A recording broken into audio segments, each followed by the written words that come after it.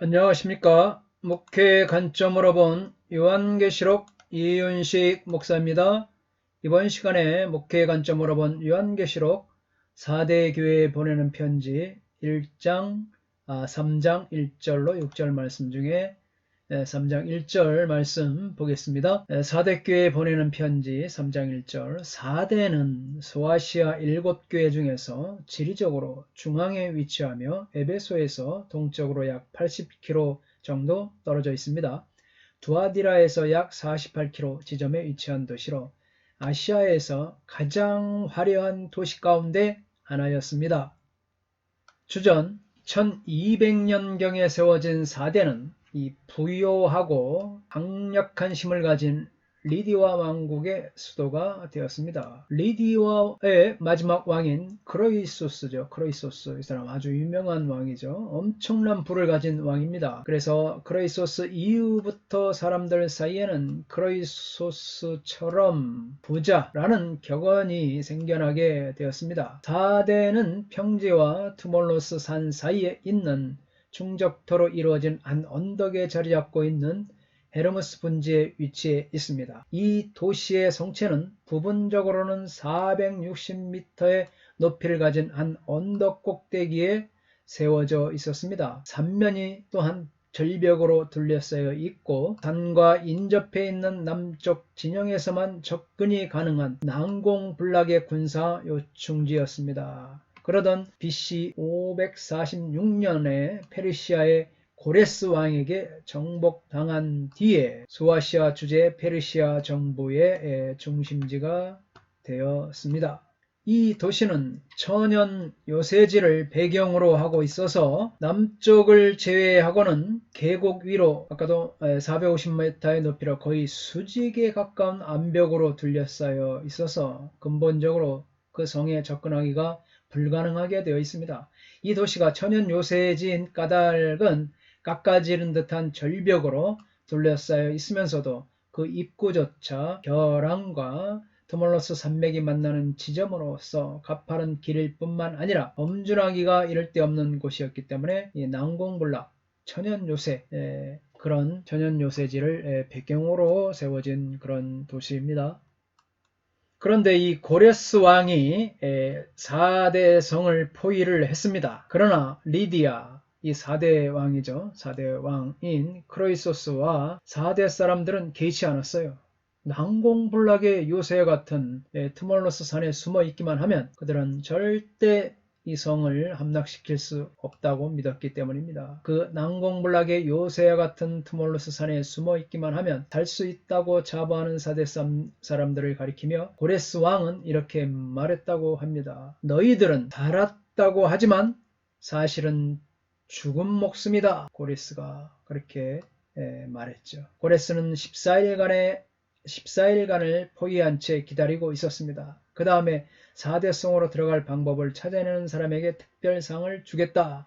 이렇게 선포했습니다. 아주 4대 교회는 살아있다고 하나 죽은 자로다. 실제로 그렇게 나오죠. 또 실제로 고레스 왕이 그렇게 말하고 있습니다. 참 놀라운 사실입니다. 어느 날 히에로데스라고 불리는 한 군인이 4대 성의 발포대를 지켜보고 있었습니다. 그때 4대 군병의 한 명이 실수하여 자기 철모를 성벽 총구 너머로 떨어뜨리고는 그것을 찾으려고 절벽 아래로 내려오는 것을 보았습니다. 히에로데스는 그곳에는 몸집이 작은 사람이면 기어 올라갈 수 있는 틈바구니가 바위 사이에 있을 것이라는 것을 알아차렸습니다. 그날 밤 일단의 페르시아 이 고레스 군인들이 그 바위에 갈라진 틈바구니를 통해 4대 성으로 진입할 수 있었습니다. 그들이 발포대 위에 도달했을 때 그곳에는 보초병 하나가 없었습니다. 여러분, 이 군대의 보초가 얼마나 중요합니까? 우리나라는 지금도 분단국가라 DMZ에서 삼호만 또 삼면의 바다에서 바다선상 함상에서 보초를 쓰는데 저도 이 함상에서 보초를 써본 경험이 있습니다. 겨울날 바다 한가운데 동해바다 한가운데 불어오는 차가운 북풍은 잠시라도 눈을 뜰 수 없을 만큼 또 살을 에이는 그런 추위 가운데서도 졸지 않고 견시 보초를 했던 것을 알 수 있습니다. 육상에서도 마찬가지죠. 졸면 죽는다. 보초병에 하나에 지켜야 할 것이 졸면 죽는다 이것이었습니다. 견실을 파수를 깨어있지 않으면 파수를 할 수 없는 거죠. 사대 사람들은 발포대의 보초가 깨어서 경계할 필요가 없을 정도로 안전하다고 생각하였던 것입니다. 결국 다 잠자고 있다가 사대는 함락된 것입니다. 잠들면 죽는다는 사실을 이 4대 사건을 통해서 우리가 잘 알 수 있습니다. 4대는 이 금강과 양모 또 염색 산업으로 번성하였습니다. 아주 유명하죠. 금강 또 양의 털, 양모 또 염색 산업이 아주 발달되었죠.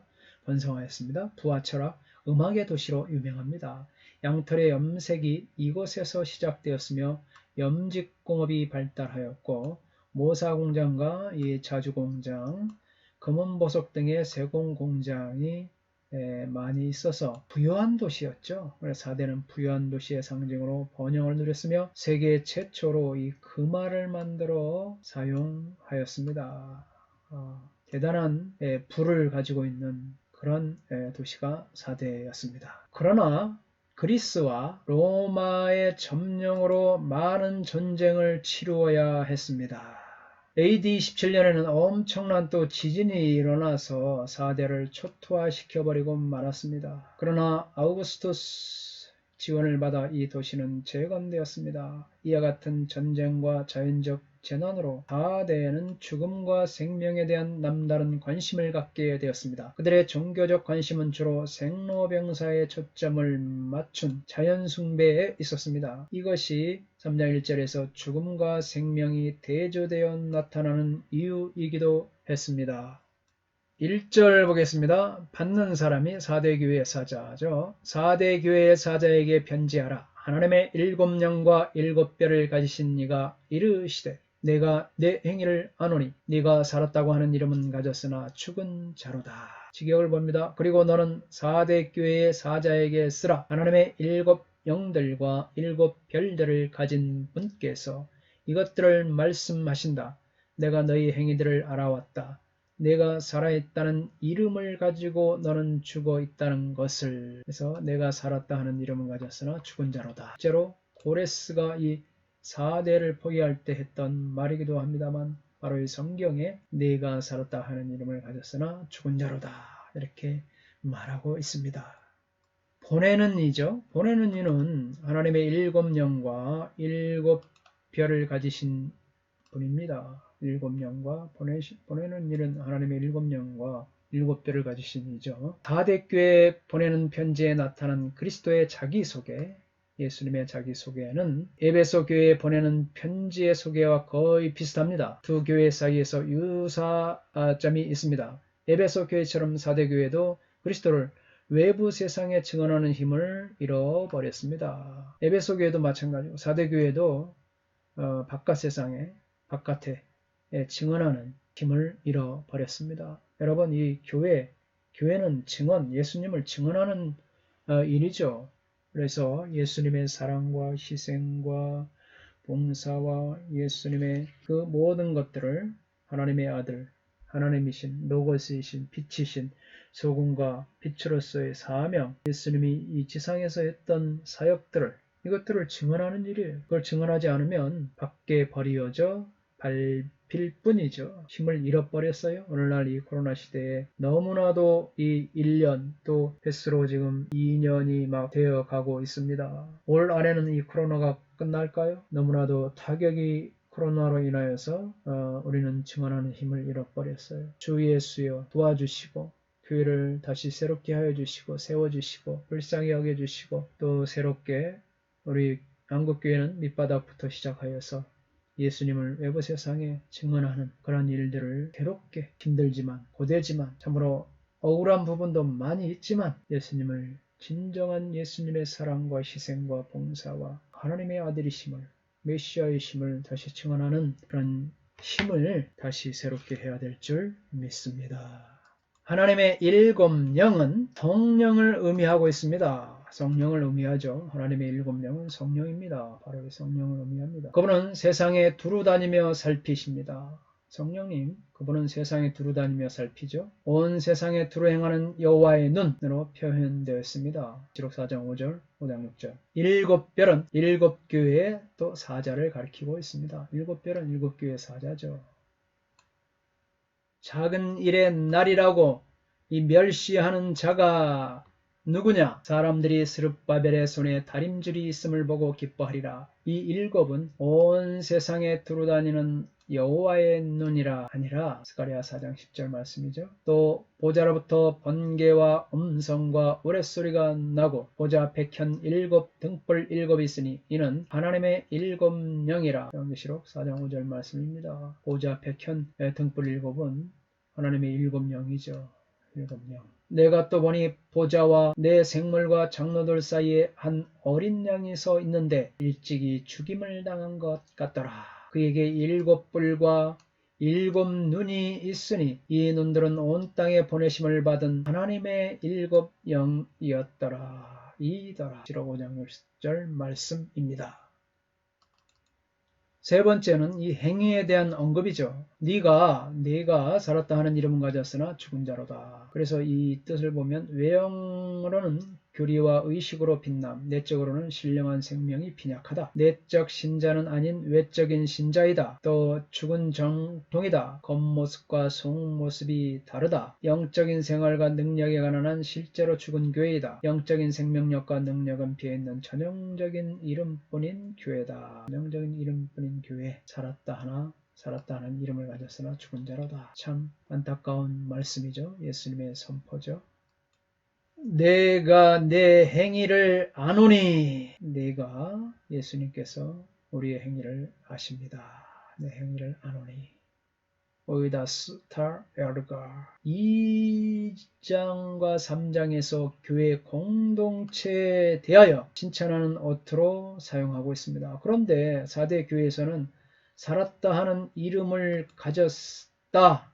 이것은 칭찬이 아니죠. 책망인 것이죠. 야, 네가 살았다 하는데 네가 살았느냐? 네가 살았느냐? 칭찬이 아니라 책망이었죠. 예수님이 보실 때 4대 교회 공동체는 죽어있는 것이 명백해 보입니다. 살았다는 이름을 가졌으나 내가 죽은 자로다. 내가 네 행위를 알고 있다. 잘 알고 있다. 야, 이게처럼 무서운 말이 어디 있습니까? 그렇습니다. 예수님은 우리의 머리털 하나하나까지도 다 세어 알고 불꽃 같은 눈동자로 우리를 아십니다. 우리의 행위 아시는 주님, 우리는 살았다 하나 죽은 자입니까? 예수님에 대해서 우리가 명확하게 알고 예수님에 대해서 두려움을 느끼고 예수님의 말씀의 엄중함을 깨달아 우리의 행위를 온전히 해야 될 줄 믿습니다. 겉으로 보기에 아름다운 도시에 있는 4대 교회는 규모가 크고 또 돈도 많고 활동을 많이 하여 주변에서 살아있는 이 활력 있는, 그래서 이 활력 있다. 주변을 보면 저 사람 막 행동하고 살아있는 것 같아요. 오노마 에케이스 호티 조에 살아있는 것 같아요. 교회라고 인정받았고 교회에 대해서 아무런 문제가 없는 것 같았습니다. 겉으로 보기에 그렇다는 거죠. 겉으로 보기에.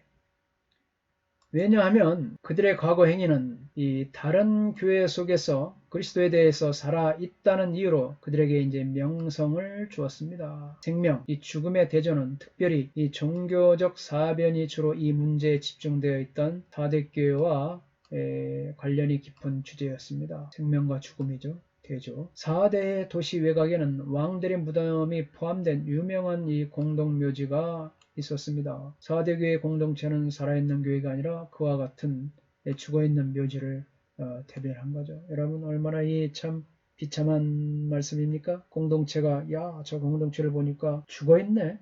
저 공동체를 보니까 전혀 생명력이 없네. 어떤 번듯하고 그러한 교회 같은데 실상을 들여다보니까 그 교회 내 공동체가 삶에 살아있는 그것이 나타나지 않고 정말로 영적으로 침체되고 죽어있다면 여러분 이 실상은 내가 살았다가 하나 죽은 자로다. 이런 책망을 들을 수밖에 없는 것입니다. 이처럼 그들은 참으로 하나님 나라를 이루어가기를 원하시는 예수님의 소원과 계획으로부터 멀리 떨어져 있습니다. 멀리 떨어져 있는 자들이 저희들은. 그러므로 그들은 깨어 있었어야 했습니다. 여러분 깨어 있었어야 돼요.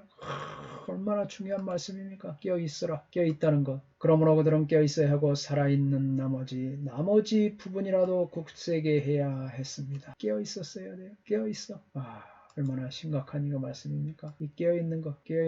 예, 참 안타깝죠. 예, 우리는 정말 이 깨어있어야 되는 줄 믿습니다. 영으로 깨어있어야. 할렐루야.